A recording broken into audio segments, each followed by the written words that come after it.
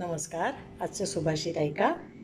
काकस्य गात्रम यदि कांचनस्य माणिक्यरत्नम यदि चंचुदेशे एकैकपक्षे ग्रथितं मणीनाम तथापि काको नतु राजहंसः. या ठिकाणी कावळा आणि राजहंस या दोघांचं वर्णन केलेलं आहे. म्हणजे कावळा कधी राजहंसाची बरोबरी करू शकत नाही.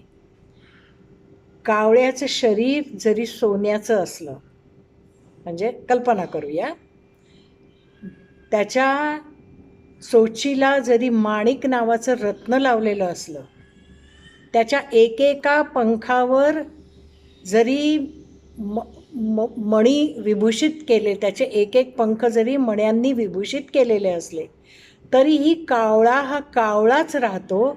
तो कधीही राजहंस होऊ शकत नाही. राजहंसाला एवढं मढवलेलं नाही आहे, पण तरीही कावळा एवढं मढवून सुद्धा त्याची बरोबरी करू शकत नाही.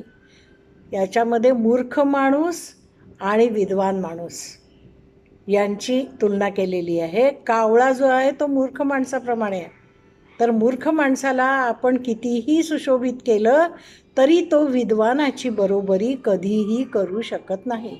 नीर क्षीर विवेक जो राजहंसामध्ये आहे, तो म्हणजे चांगलं आणि वाईट ओळखण्याचा जो गुण राजहंसामध्ये जो आहे तो कावळ्यामध्ये नाही. तद्वतच चांगलं वाईट ओळखण्याचा जो गुण बुद्धिमान माणसामध्ये आहे तो मूर्खामध्ये निश्चित रूपाने नाही आहे.